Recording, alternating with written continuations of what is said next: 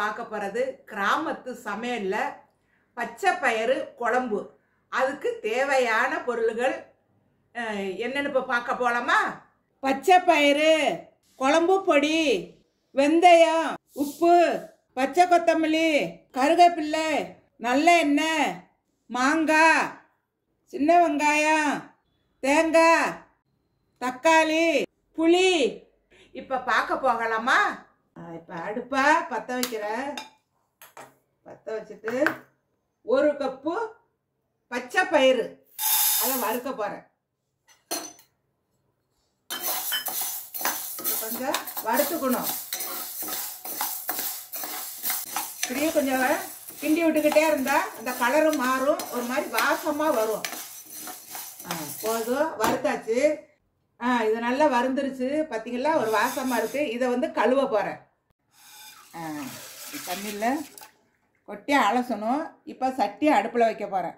2 class தண்ணி ஊற்றி இதை கழுவி அதை போட போகிறேன். 2 கிளாஸ் ஊற்றினா போதும். இதை வந்து இங்கே பாருங்க, இதை வந்து கழுவணும். இப்போ வந்து இந்த பயிரை கழுவிடணும். பார்த்தீங்களா, ஒரு மாதிரி கலராக வந்துருச்சு பார்த்தீங்களா. இதை கழுவிடுறேன். இப்போ கழுவி தண்ணியை உயர்த்தாச்சு.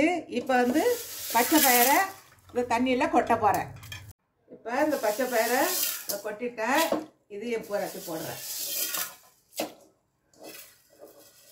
இப்போ இது நல்லா வேகட்டும். ஒரு 10 நிமிஷம் வெந்தால் போதும். கட்டை வச்சு மூடிடுறேன்.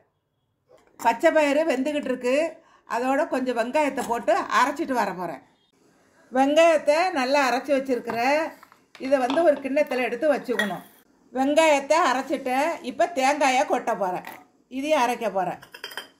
தேங்காய் அரைச்சாச்சு. இதை பாலை எடுக்கணும். அதுக்கு முன்னாடி புளியை ஊற போடுறேன். இது புளி வந்து ஒரு நெல்லிக்காய் தண்டி தான் போடணும், ரொம்ப போடக்கூடாது. இதை ஊற போடுறேன். இது வந்து நல்லா வெந்துருச்சு.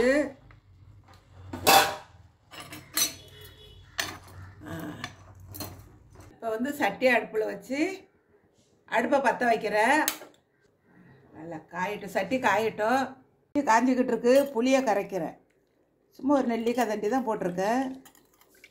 சட்டி காஞ்சிருச்சு. நல்லெண்ணெய் ஒரு 25 கிராம் ஊற்றுறேன். எண்ணெய் காயட்டும். எண்ணெய் காஞ்சிருச்சு. கொஞ்சம் வெந்தயத்தை போடுறேன். வெந்தயம் கொஞ்சம் பொரியட்டும். வெந்தயம் பொரிஞ்சிருச்சு. இதில் வெங்காயத்தை கொட்டுறேன்.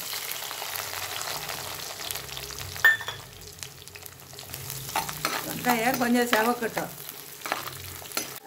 வெங்காயம் நல்லா செவந்துருச்சு. 2 தக்காளி தான் போடுறேன்.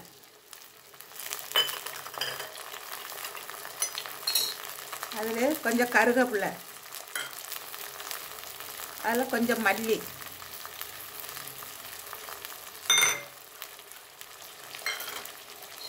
இப்போ அதில் கொஞ்சோண்டு உப்பு போடுறேன். கொஞ்சம் உப்பு. இப்போ நல்லா அது வதங்கட்டும். கிண்டி விட்டுக்கிட்டே இருக்கேன். ஒரு 5 நிமிஷம் நல்லா வதங்கட்டும்.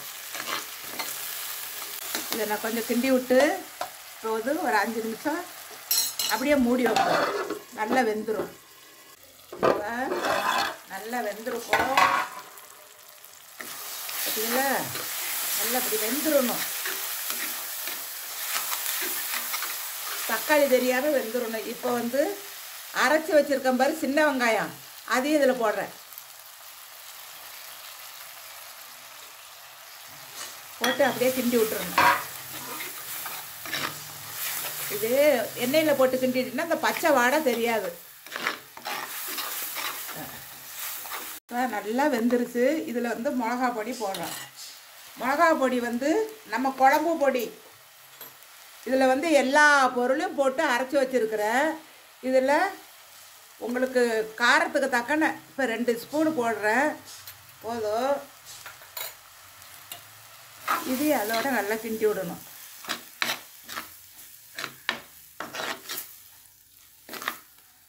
இப்போ வந்து இந்த புளி தண்ணியை அதில் ஊற்றுறேன். இது வந்து புளி தண்ணி. இதை கையை வச்சு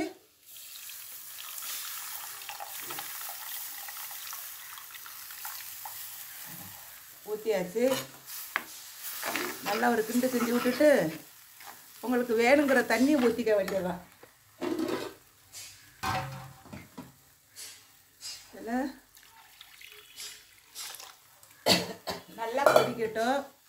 கொதித்த உடனே தான் பயரை ஒட்டணும்.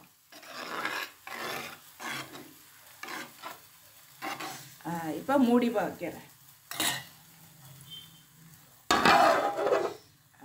இப்போ நல்லா குழம்பு கொதிச்சிருச்சு, நல்லா சுண்டிருச்சு. இதில் வந்து மாங்காய் ஒரு சின்ன அரை பீஸு தான், அதை ரெண்டாக வெட்டிக்கணும். கொஞ்சம் சிவப்பாக இருக்கணும். இது அதில் போடுறேன். அப்போ கொஞ்சம் வாசமாக இருக்கும், அதுக்காக தான். இப்போ வந்து இந்த பச்சை பயிரை அதில் கொட்டுறேன். வேக வச்ச பயிரை, பச்சை பயிரும் மாங்காயும் போட்டுட்டேன். இது அப்படின்னு எல்லாம் கிண்டி விடணும். ஒரு கொதி வந்தோன்னே எடுத்துட வேண்டியதான். தேங்காய் பால் ஊற்றி எடுத்துட வேண்டியதான். இது நல்லா ஒரு கொதி வரட்டும். பச்சை பயிறு குழம்பு ரெடி ஆயிடுச்சு. திறந்து பார்க்குறேன்.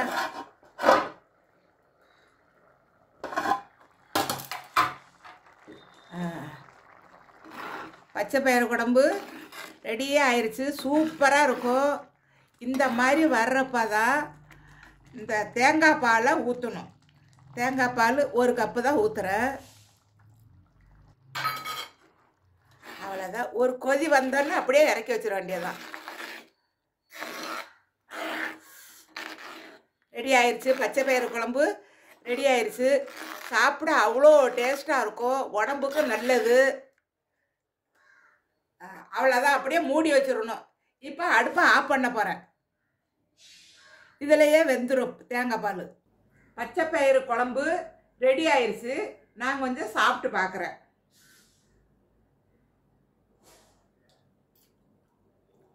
ஆஹா, என்ன ருசியாக இருக்குது, என்ன டேஸ்ட்டாக இருக்குது. நான் சாப்பிட்டுட்டு டேஸ்ட்டாக இருக்குது, நல்லா இருக்குன்னு சொல்லக்கூடாது. நீங்கள் பார்த்துட்டு சாப்பிட்டுட்டு அப்புறம்தான் எனக்கு சொல்லணும். இன்றைக்கி நீங்கள் பார்த்தது பச்சை பயிறு குழம்பு எப்படின்னு உங்களுக்கு சொல்லி காமிச்சிருக்கிறேன். இதே மாதிரி அடுத்து ஒரு டிஃப்ரெண்டான ஒரு நாட்டு குழம்பு கிராமத்து சமையலோட உங்களை அனைவரையும் வந்து சந்திக்கிறேன். இந்த வீடியோ கண்டிப்பாக உங்களுக்கு பிடிச்சிருந்தா லைக் பண்ணுங்கள், கமெண்ட் பண்ணுங்கள், ஷேர் பண்ணுங்கள், மறக்காமல் சப்ஸ்கிரைப் பண்ணுங்கள். நன்றி, வணக்கம்.